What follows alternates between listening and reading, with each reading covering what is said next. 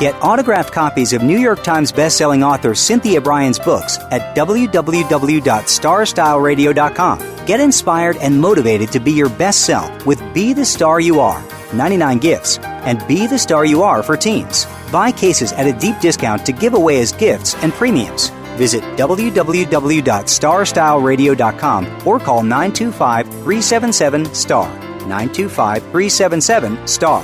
925-377-STAR.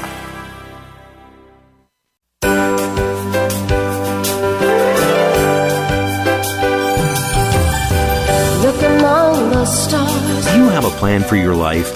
Do you know where you want to go? Are you looking to be happier, healthier, and wealthier while having more fun every day? Meet our empowerment architect and goddess gardener, Cynthia Brian, as she engages in energetic exchanges with successperts, bringing you research, innovations, strategies, and techniques to strengthen your life, business, and personal spaces. Be inspired, motivated, encouraged, and empowered. Lend us your ears right here on Star Style. Be the star you are. The party starts now. Well, hello, Power Partners. I'm glad you're doing it with style, Star Style. Welcome to our informational playground. This is Star Style, Be the Star You Are, and we come to you via the auspices of Be the Star You Are charity. I am your host, Cynthia Brian, and I hope to be your coach throughout this hour of power as we stimulate space for some meaningful conversations around the table. We want you to be the stars you were born to be, and that means being the writer, director, and the producer of your own life. And speaking of that, what we're going to be talking today is being the writers and producers and actors, because it is an award show.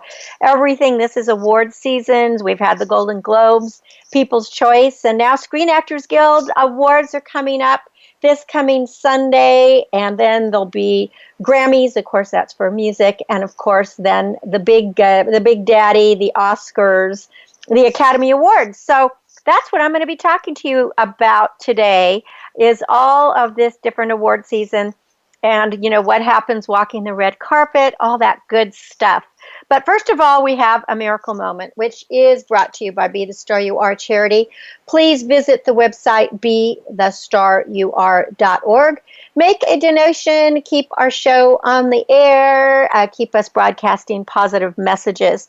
And this is very apropos for today, and it's choose a job you love and you'll never work another day in your life. Well, that gets to what I'm doing. I've been in the media and in the entertainment industry literally my entire career. In fact, I've been a member of Screen Actors Guild and AFTRA for 41 years.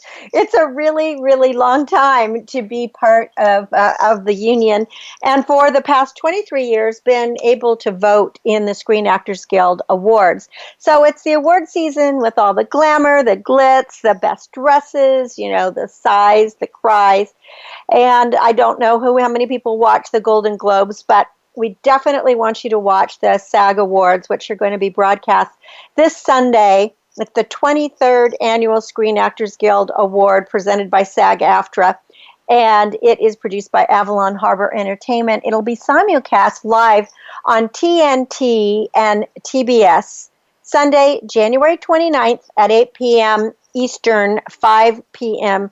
Pacific. And of course, there'll be the pre-red carpet walking that you won't want to miss, and that'll start at 4 p.m. So if you have a DVR, you better set it, because maybe you're not going to be in front of the screen at 4 or 5, but it's always fun to watch it later. One of my favorite parts, and I think a lot of people, is just seeing the people that are there. And in talking about the Screen Actors Guild Award, I wanted to give you a little bit of background about it, because it really is lauded by critics for its simplicity, its style, and its genuine warmth. And you can read more if you go to Screen Actors Guild Awards And you can, search for that, and it'll come up and tell you about it. But I think what's exciting is it debuted in 1995, and it really has become one of the entertainment industry's most prized honors and awards. And the reason being is that the awards are a peer-to-peer award. And what that means is that it's actors voting for other actors. And that's always exciting. And what's very interesting about the Screen Actors Guild Award, since it happens a month before the Academy Awards, usually the nominees, or what either is nominated for the SAG Awards, ends up being nominated for the Academy Awards. So it is interesting to see how they kind of go hand in hand. But this is the only award show that is exclusively honoring performers. And it has 13 different awards for acting in both film and television. It's a 2-hour-long show, and it focuses on both individual performances as well as on the work of an entire ensemble in both a drama and a comedy series, as well as a cast of a motion picture. And that differs greatly from other award competitions that just give, a best picture or best actor. I love the fact that it gives the ensemble, because whenever you're acting in something, it is totally the group of you. It is the cast of colleagues that makes a film. And we can only do our best work when people around us are doing our best work. So it really is the spirit of actors that they are recognizing other actors in this very collaborative art that we call acting. Now, just some background about Screen Actors Guild and AFTRA. You might remember a couple of years ago, because I've talked about it a lot on the show, Screen Actors Guild used to be the performing union that represented actors in motion pictures, anything that was a reel-to-reel film. And that did include some television productions, but it had to be on reel-to-reel. AFTRA was American Federations of Television and Radio Artists, so it was more television, anything that was video, and radio production. Well, a couple years ago, they merged, and it's been a little bit challenging.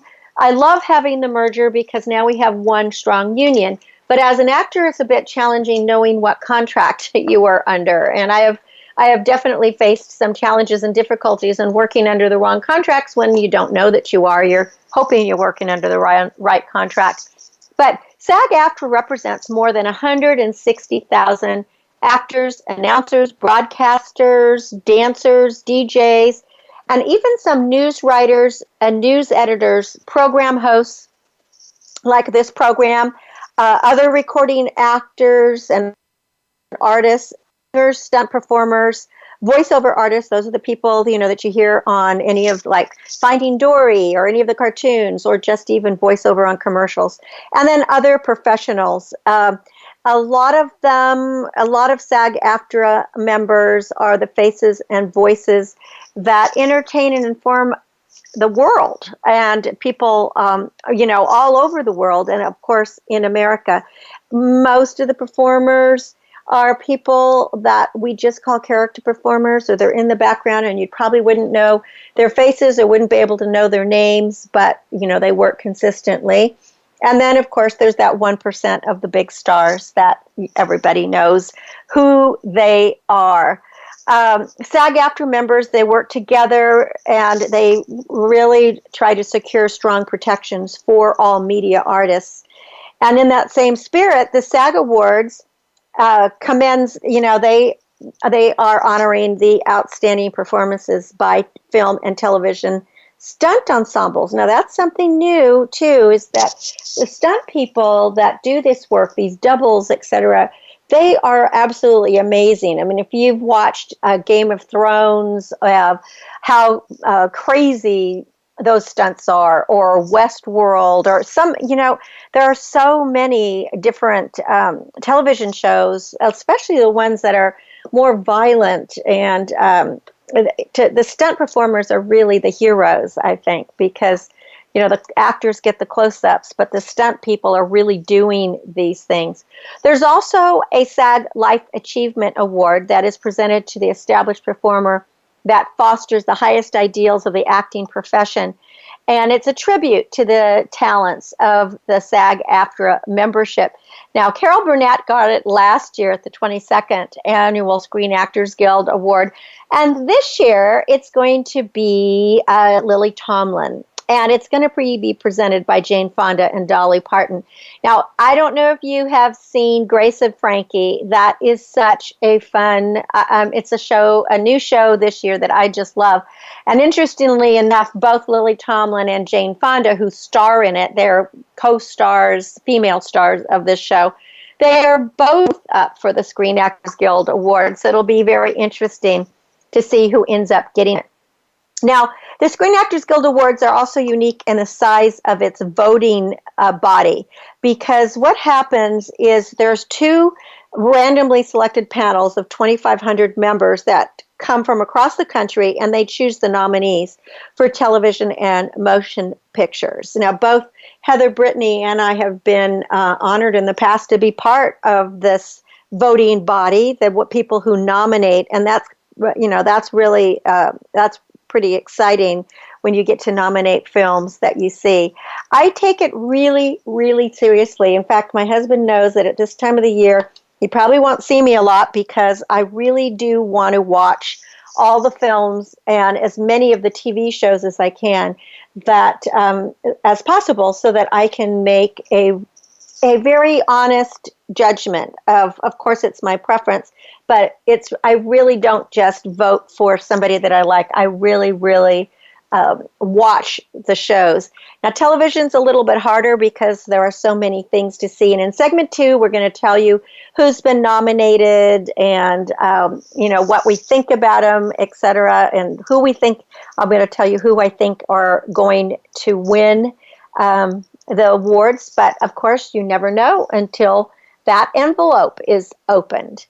Then, coming up, the other one that people are always very excited about, of course, are the Academy Awards. And this is a completely different award thing. We call it the Oscar. It's going to be broadcast on February 26th. And these are voted on by the Academy. Now, this year, it's really fascinating because I believe that the Academy had kind of a changeover. If you remember, there was a big hoopla and outcry in the last couple of years because the Academy Awards, even though there were some great films, they did not honor anybody of color, any actor or performances. And this year, it's completely different because at the 89th Academy Awards, it's not going to be all white. We have Viola Davis, Dev Patel, Octavia Spencer, Denzel Washington, Mahershala Ali, Naomi Harris, and Ruth Negga, that they've all got acting nominations. And these are all people of color. And plus, O.J. Made in America is nominated for one of the best documentary features. So I think the conversation about race will continue, but it's going to be very, very interesting, and it's much more, it's much fairer, it's much more representative of the world that we live in.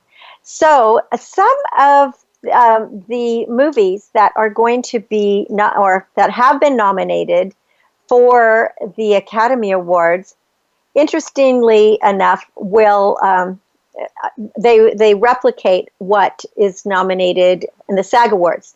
Now, in the SAG Awards, we only have 5 nominations for the best film. There's 5 nominations, and I'm just going to give you those now. It's Captain Fantastic, Moonlight, Fences, Manchester by the Sea, and Hidden Figures.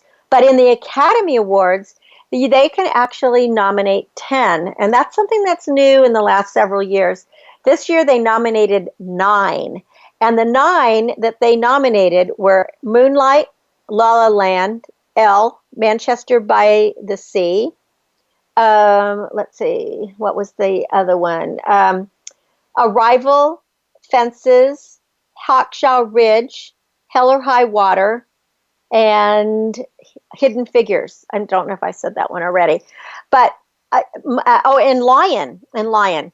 Now, in the SAG Awards, I would have loved to have seen Lion nominated, but it was not. It wasn't nominated.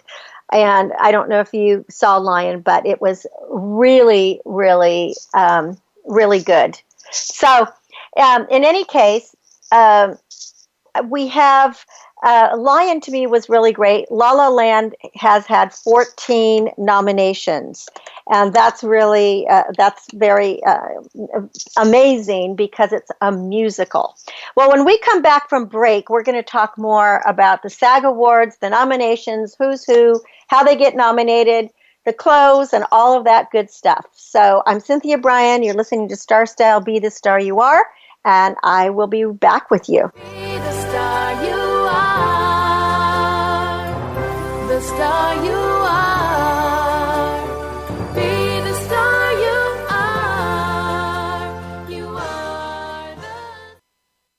Follow us on Twitter for more great ideas at Voice America Empowerment.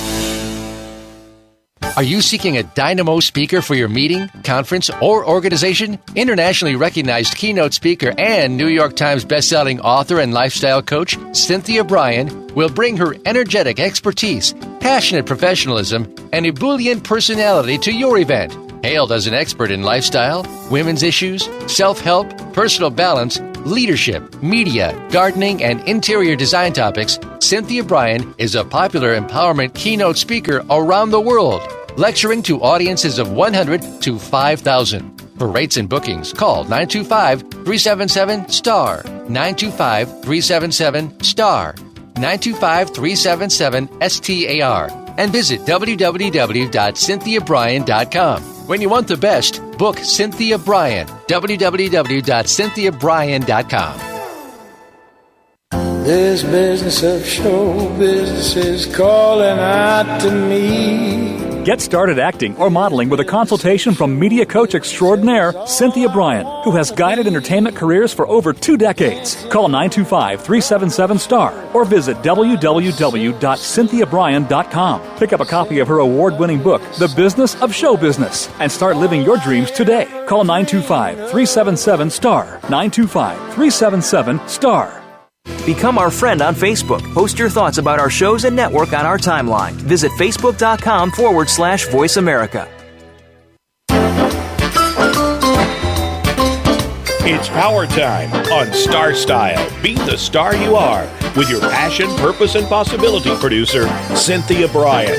Now, back to the power party. This business of show business is calling. Well, Dr. Seuss said, "Why fit in when you were born to stand out?" And I love that quote because it really kind of segs right into what we're talking about today, which are the award season. We've had People's Choice, we've had Golden Globes, and this week we're going to be watching the annual Screen Actors Guild Awards on January 29th, 8 p.m. Eastern, 5 p.m. Pacific. And with me now to talk more about the Screen Actors Guild Award is I think it's about a 28, 29-year member, Heather Brittany. Welcome, Heather Brittany. Hello. I am so glad to have you on because this is one of our favorite times of the acting year because we get to vote in the Screen Actors Guild Awards. And it's also time we get to watch a lot of movies. Now, I know that one of your favorite ones that you saw was La La Land, and it was just nominated for 14 Academy Awards, which is really pretty unprecedented because it's a musical. So what do you think? And actually, that's the most ever. Or actually, it ties for the most ever with All About Eve and Titanic, which, Titanic has been that thing that everyone always says, like, it just can't think of how successful it was and what, a phenom and an amazing thing of being nominated for so many things. And even though she was not in La La Land, that this is Meryl Streep's 20th nomination. Oh, my gosh. And, I have to say that, what was it, I'm blank. How does that? Florence Foster Jenkins. I love both Hugh Grant and Meryl Streep in it. Now, Meryl Streep, even though our President Trump said that she's not that great of an actress, I don't know how he can say that. Oh, God. That's because she was speaking her open and honest mind about him and what's now happening to our country. Yes. Well, in any case, she is one of my favorite mentors, I would say, of all time, although I've never met her. But I just, the breadth, the roles she plays, the chances she takes, she just seems fearless, and she's able to incorporate it. In Florence Foster Jenkins, I thought she was hysterically funny because she's playing a character who was incredibly famous, in the 1920s because she had a lot of money, and she actually, Florence Foster Jenkins, actually hired out Carnegie Hall so she could perform. And everybody was laughing because she doesn't have a voice. She couldn't sing at all. But that was her dream, was to perform at Carnegie Hall. And I guess if you have enough money, you can do it. But Meryl Streep. Which is funny is she actually has a good singing voice. So she had to sing, but you believe it. And I have to say, when you see it, she, again, just being Meryl Streep of the chameleon that she is, this woman in the movie has no singing ability, but you don't pity her. You don't pity her. No, you love her. Fall for her. You enjoy the character, and you feel it's endearing. Not like, oh God, that poor lady. Yes. You fall for those people, exactly. and I think that's what makes it so sweet, and that's what's so amazing. Now, in speaking about singing, let's talk about La La Land for a moment. So with La La Land, people out there, if you haven't seen it, see it. And I have to say, a few months ago, before it came out on one of those late night shows, I think it comes on at 1:30 in the morning. It's called Last Call with Carson Daly, and it's just a 30-minute segment thing, and he usually will interview. Each segment it'll have a kind of like a radio person maybe, or a singer, some kind of actress, or some kind of writer, and he happened to interview the director of that movie on it. And I had kind of heard a little buzz, people talking about this La La Land movie, but not really. And the way when he was talking about it, it sounded just so beautiful and cinematography-wise, and then being and he's only 32 years old, It's the same director of Whiplash. So what's so amazing, I think, for 32 is there's so many reasons why I think this really stood out this year, and one being, the musical isn't a new thing. That's sort of one of the oldest stories in the book, but it isn't a common thing anymore. And for it to have such a success because it wasn't done, it still seems so relevant, and it didn't have that kind of hokey of sometimes, when you watch a musical that they're talking and all of a sudden they go they break into song. Well, what I think made it stand out is when we were talking about whether you have a voice or not. This is my personal opinion. I didn't think that Ryan Gosling or blah blah blah, help me. Oh my gosh, Emma Stone. Who played Emma Stone. Sorry, I didn't blank there. I didn't think that Ryan Gosling or Emma Stone had incredibly great voices. I thought they had the kind of voice that if you were just going to sing to somebody, that it was just very normal kind of singing, And maybe that's what made it more relatable, it wasn't this Broadway voice. It was just very real. And it was almost like Ryan when he sang, although I understand he really is a great pianist. Ryan, when he sang, it almost sounded like he was talking with just a little bit of a lilt in it. And I think that's what maybe kind of trying to just croon it a little, Right. I think, but it was not nominated in the SAG Awards for a Best Film. For Best Film is Captain Fantastic, Moonlight, Fences, Manchester by the Sea, and Hidden Figures. Both of them are nominated for a Best Actor in a male and female role, but La La Land in the SAG Awards was not nominated. It was nominated in the Academy Awards. Yeah, and I think it could potentially take it home. I think Emma Stone was fantastic in it, and I think that, again, the thing is, there was why I think this movie did so successful, and for me personally, I've had a hard time kind of almost watching some of the movies because even though they are incredibly well acted, with your recommendation, I recently watched Jackie, which again, just an amazing portrayal, and you just really believe her. But I thought Natalie Portman blew it out of the park. I thought she was wonderful. I loved Jackie. I loved it. I think for me personally, why I am just like La La Land, it was so wonderful, is I think of what my personal year was there was of life great, but there was a lot of tragedy. There was a lot of hard things in this year, and all this sort of leading up to all this anger of the politics on TV as well. And for me, I felt like we had deaths. There were deaths in the family. This was last year. 2016 was a hard year for a lot of people. That I felt like I needed a break. I didn't want. Yeah. I felt like I didn't want to watch something really serious. I didn't, even though some of these films are so wonderful, amazingly active, well acted, and tell very powerful stories.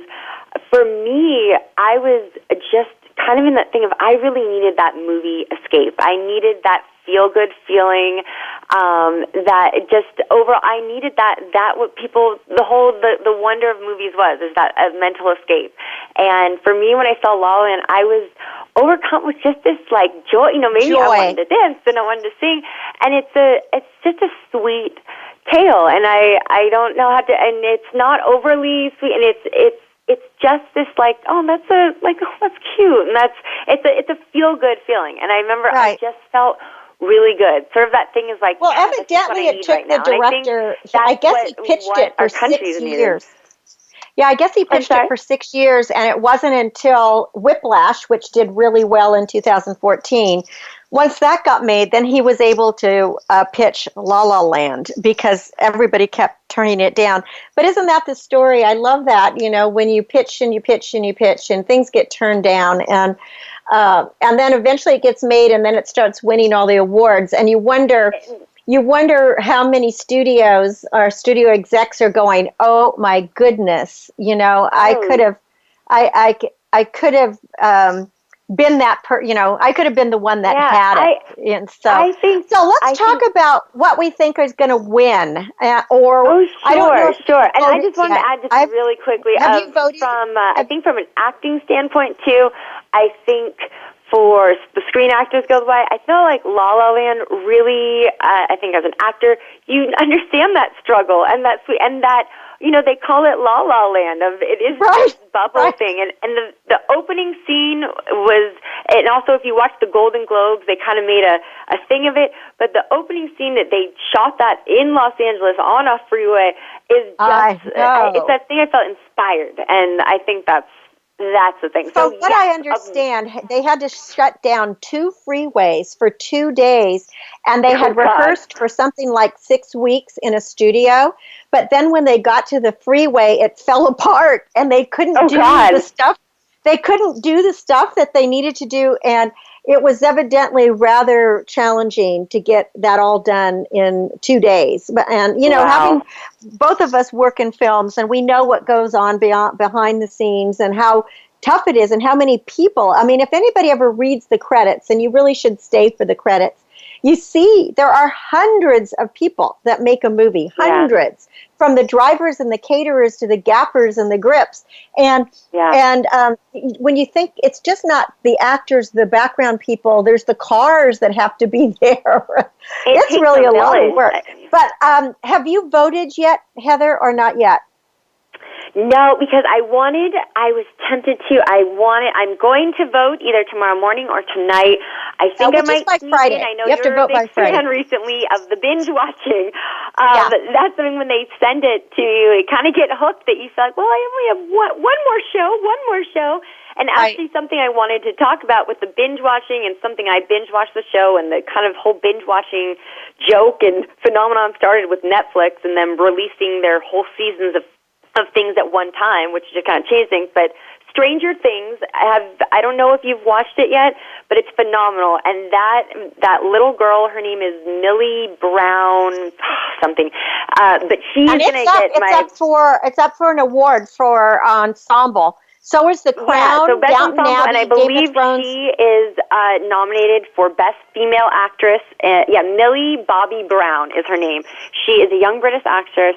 She's only 12 years old, and in the show, the amazing thing is she says very little throughout the whole season, but it's that her powerfulness of, if you haven't seen it, I don't want to ruin anything, but just what she can portray, what she can express with her face, with her eyes. And I think that's really an amazing thing of acting, that when she says, what she does is always powerful. I have it, and I'm going to binge watch it. I haven't voted for that part yet.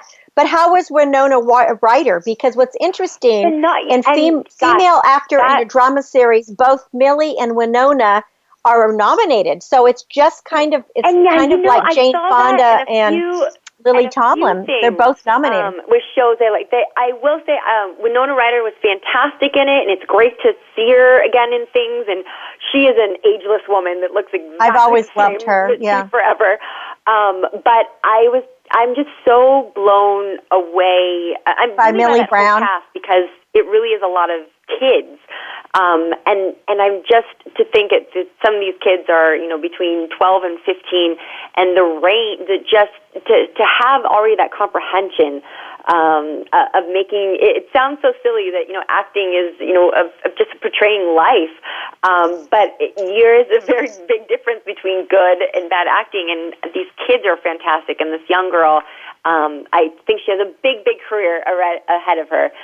Well, let's talk about the TV things, and then let's go through each division and talk about it. So another one that is nominated in the drama series for television. It's The Crown, Downton Abbey, Game of Thrones, Stranger Things, and Westworld. Now, everybody knows that Downton Abbey, it's won several times. It was fabulous. Game of Thrones has won, and it's a fabulous thing. I haven't seen Stranger Things. I won't vote until I see it. But Westworld and The Crown are two new entries. Now, I am almost to the end of the series of The Crown. I think I have 2 more shows to watch. I'm blown away by that, too. I guess being a history major, I absolutely love anything about history. And The Crown is about the reign of Queen Elizabeth II, and how she came to be queen, the trials and tribulations, what her marriage is like. It's really fabulous. Have you started binge watching that yet? I have not started The Crown yet, so I need to sneak in a little bit of that. But based on what is nominated, for me, it's such a hard thing because, again, I was just boosting about Stranger Things, but my vote is most definitely going to go towards Westworld because it was just so out of the box. Wow. Every episode, let's talk about Westworld. Wow. That's the weirdest, wackiest, I don't know. It gives me the heebie-jeebies, except for you get addicted to it. I've seen the whole series now. I think what kind of makes you realize is a lot. This technology is starting to exist, or you kind of realize this is how our society is, or it makes you kind of just think as shows should. And I love when it's something that each episode you have to what. And one of those things that you have to watch over again to kind of pick up on the little things that help you kind of figure out the clues.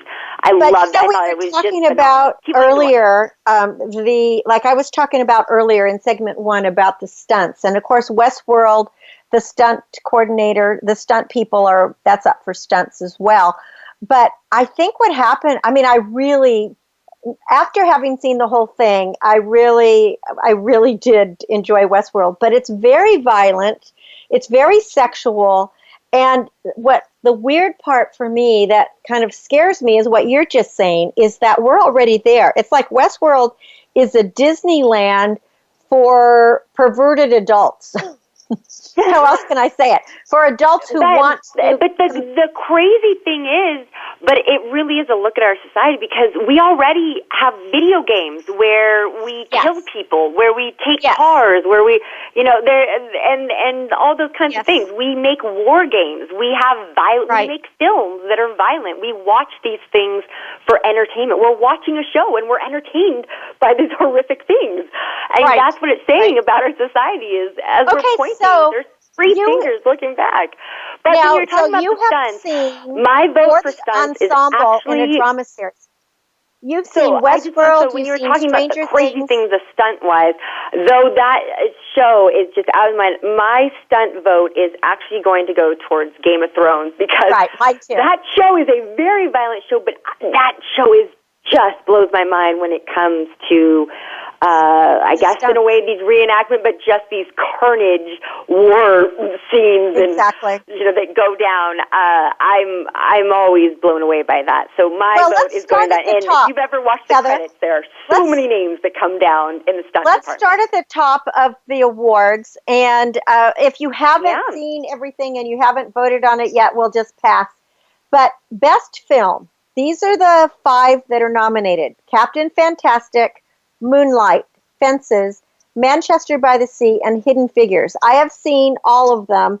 They were all absolutely exceptional. And, you hate to say that everybody deserves to win, but they really were exceptional. Have you seen them? Are you still working on that category? No, or do you have and you want to know, I was actually, the one, I haven't seen Hidden Figures yet, and you spoke so highly of it. And so I'm kind of, I can't put mine in yet, because I feel like for this one, I would have loved to say La La Land for this one, but it wasn't nominated. It's not nominated. I thought Manchester by the Sea, again, there were so many stories that were very well told. I think just for me, I was wanting that feel-good thing, even though I have some votes towards some darker characters. You're going to love my Hidden vote Figures. is still out on that one. And so since you haven't voted, I'll tell you my vote. Again, all 5 were incredible, but I gave my vote to Hidden Figures. And I gave my vote to Hidden Figures because just what you said, I had a feel-good feeling at the end. The story revolves around 3 women of color, they called them of color in those days, and they're exceptional acting, unbelievable, but they work for NASA and they helped launch the space race, right? And so I voted for Hidden Figures. Now, I have a feeling Manchester by the Sea is going to win. Each one of those films was exceptional, but my vote went to Hidden Figures. So you have to see it and then decide for yourself. So let's go to Best Actor in a Male Role. Casey Affleck was up for Manchester by the Sea. Andrew Garfield is Hacksaw Ridge, which is interesting because that's a comeback for Mel Gibson as a director. I was just thinking that too. Coming back. I think Mel is back in the good graces of Hollywood. Yeah. I've always liked Mel. I try to separate people's politics and what they say from who they are as performers. So Ryan Gosling, La La Land, Viggo Mortensen, Captain Fantastic, and Denzel Washington, Fences. And again, every single one of them I thought was really, really terrific. Do you have a person that you think was the best actor? And the funny thing about it is, even though I talk so much about La La Land, I had that same thing. I thought as an ensemble, it's so great, but I didn't think just he was the standout person of that. I think that my vote for it will probably go towards Casey Affleck because again, I thought it was again a hard but sweet and funny, and it's kind of great seeing him kind of in the spotlight of his other big brother is such a star. Well. So it's I think that's going to have my vote. Casey doesn't like the spotlight, evidently. But, and this film was conceived and directed by Matt Damon. And of course, we know that the Afflecks and Damons, they're really, really good friends since childhood. And Matt thought that Casey would be perfect in it. I was really juggling. I've already voted for this. I was really juggling between Denzel and Casey because I thought both of their performances were just so superior, just really, really stellar.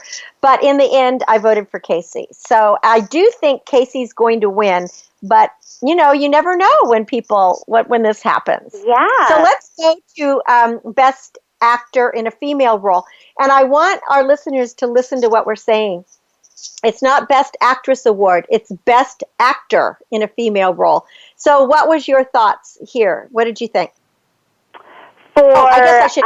We have Meryl Streep.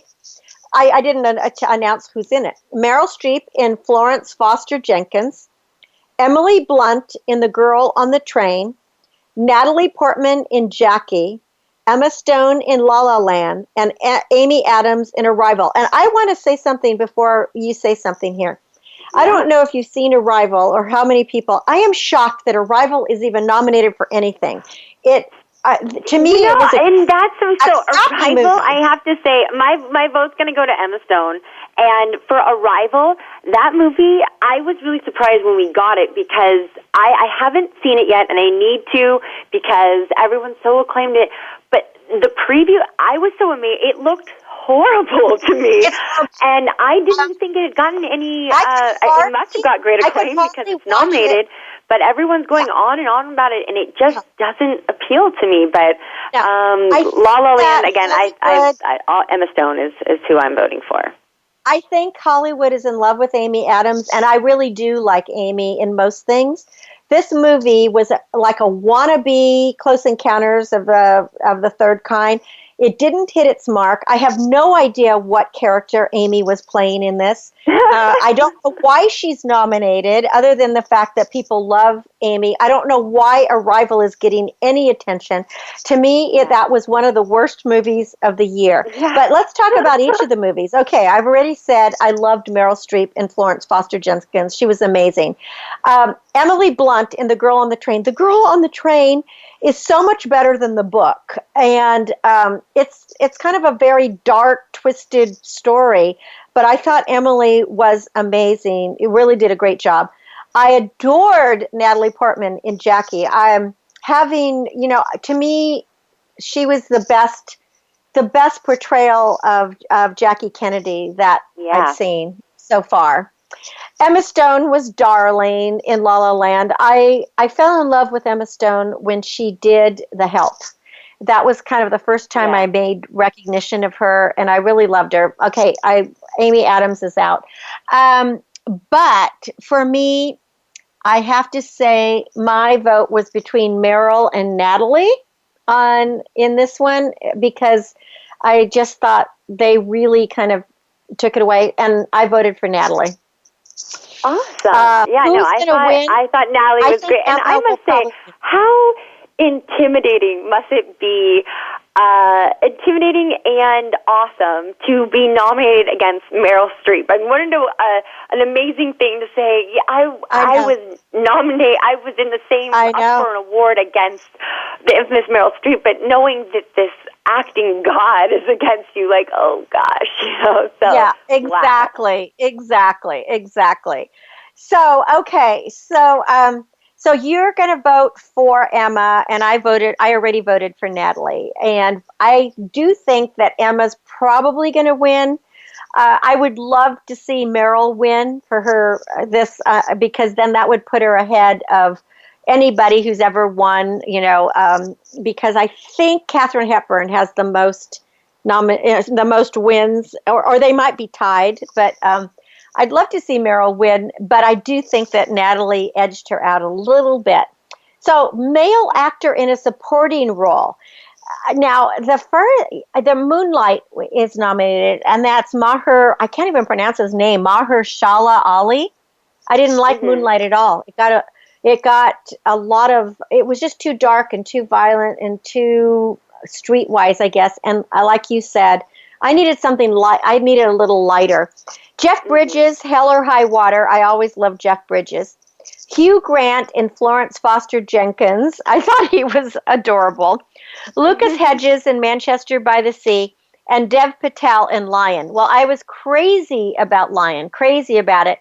However, I thought the little kid was the one that should have been nominated. I thought Dev did great, but I would like to have seen the one that played him as a younger kid.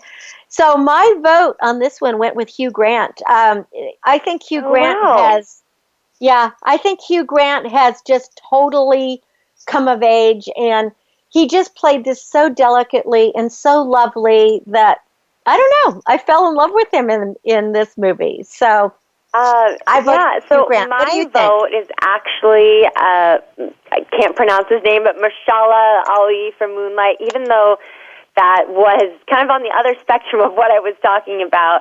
Yeah. I thought it was I thought, it was painful, it was a hard subject. And I thought, the series of what it portrayed, I thought, who portrayed it very well. So, of that, of those things, again, I haven't seen Lion, so I can't, maybe I can't count that one out yet. Well, you gotta see Lion. So that's what my vote's going to go. When it comes to the Academy Awards, my vote goes for Lion for Best Picture. I thought Lion is the best picture of the year, hands down. That was but it didn't get nominated for the SAG Awards. But I do think between male actor, I think it is going to be between Hugh Grant and Mahershala Ali. I think they're going to be the two. So let's go to female actor in a supporting role. And this is really hard because everybody was so great. Viola Davis in Fences, Nicole Kidman in Lion, Naomi Harris in Moonlight, Octavia Spencer in Hidden Figures, and Michelle Williams in Manchester by the Sea. And the only one I'm going to cross off is I have no idea why Michelle Williams is nominated. I didn't really feel that either. And, I haven't seen it yet, and hopefully I will. Oh, no, not Manchester by the Sea, but Hidden Figures, as I said. But I had put a little asterisk by it that I think I may be voting for that one because you've spoken so highly of it. So I need oh, my God, it's so great. What's interesting out of those people, that's, again, Moonlight, even though I just talked about the other characters, she wasn't as phenomenal to me. And Michelle Williams, I kind of felt the same thing, though she's a great actress. I wasn't really sure why, she didn't have that big of a role in the movie. So,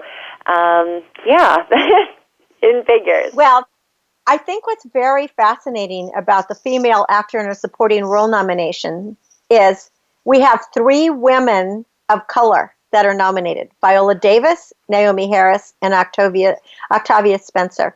And I would say, for me, I haven't voted in this department yet, and I'm really struggling because I thought Viola Davis and Octavia Spencer were equally phenomenal in it. And I wish I could have 2 votes because I'm not sure which of the 2 I'm going to vote, which one I'm going to vote for yet. But it's either going to be Hidden Figures or Fences. So now, because we're going to take this probably to the end of the hour, let's go to television ensemble in a drama series. We already talked about it a little bit. It sounds like you're going to vote for Westworld, although you haven't seen The Crown yet. So it's The Crown, Downton Abbey, Game of Thrones, Stranger Things, and Westworld. I voted for Downton Abbey last year, and they won. And I voted for Game of Thrones once before, and they won.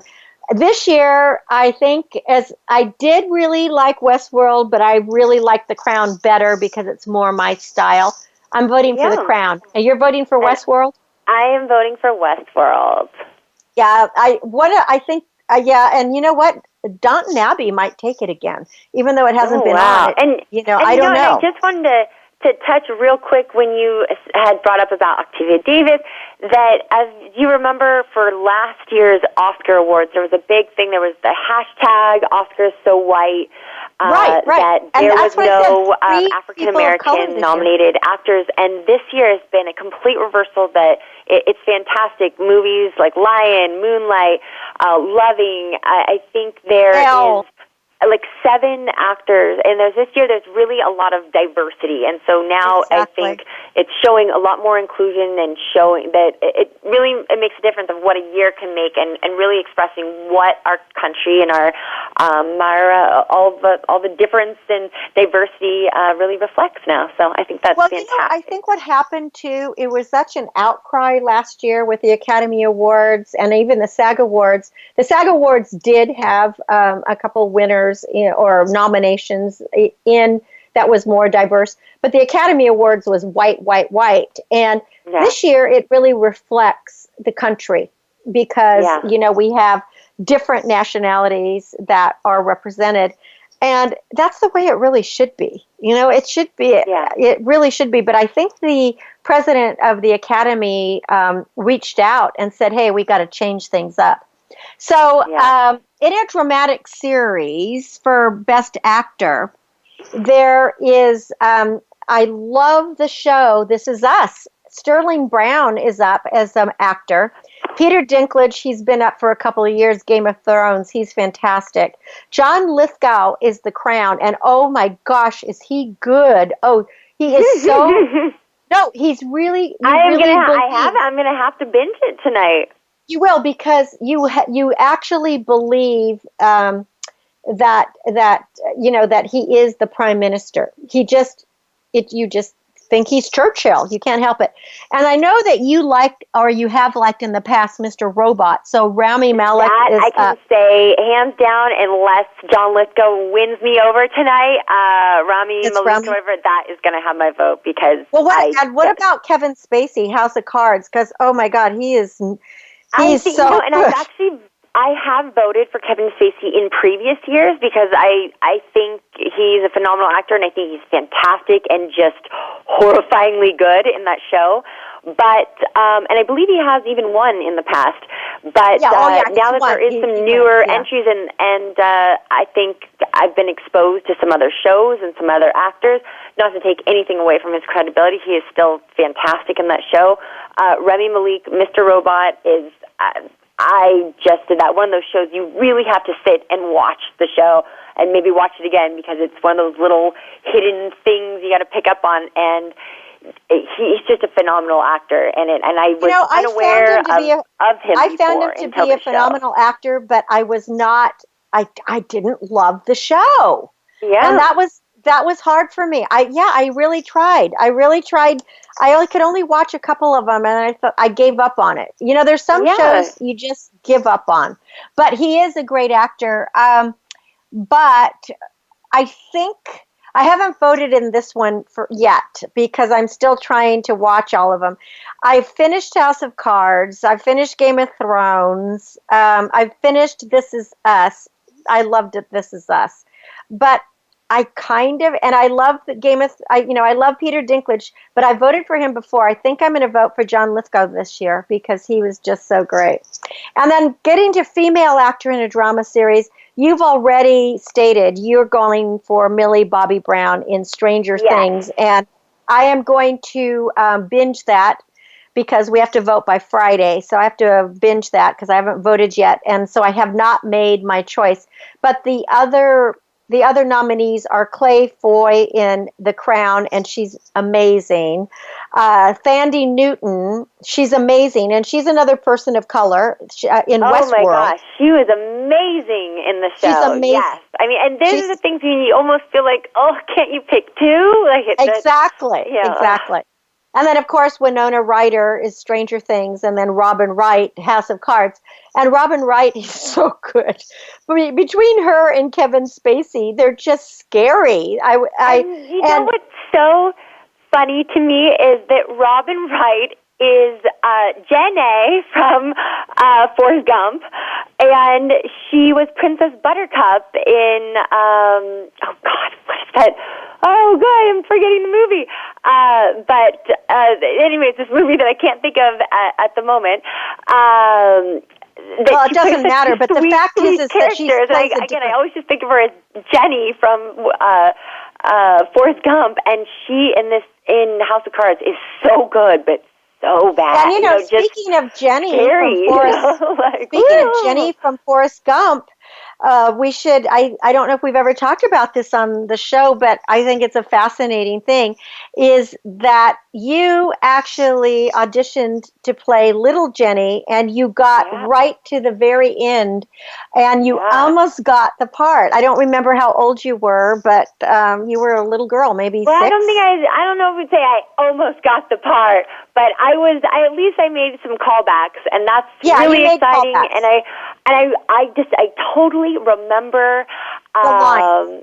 I just totally remember doing that audition, and I know we still have somewhere the scripts from it, and it's just so funny because I don't think it came out for 2 or 3 years later, and when it came out, it was like, I remember this. I know. I just remember watching Forrest Gump, and when it got to that part, it was like they still had all the same lines, and I was, because I was coaching you for the part, and I just remember saying it all. Well, Heather, we are at the end of our show right now, but I just want to encourage everyone to watch the Screen Actors Guild Awards. It's this Sunday. It's the 23rd Annual Screen Actors Guild Awards. It'll be simulcast live on TNT and TBS on Sunday, January 29th at 8 p.m. Eastern, 5 p.m. Pacific.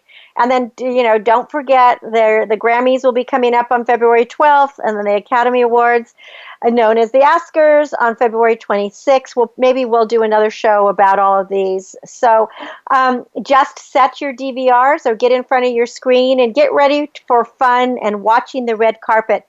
And it takes an entire day to get ready. And choosing your dress and choosing your clothes, maybe it's not so hard for the guys, but it is for the women, right, Heather? It is for us. Oh, my gosh.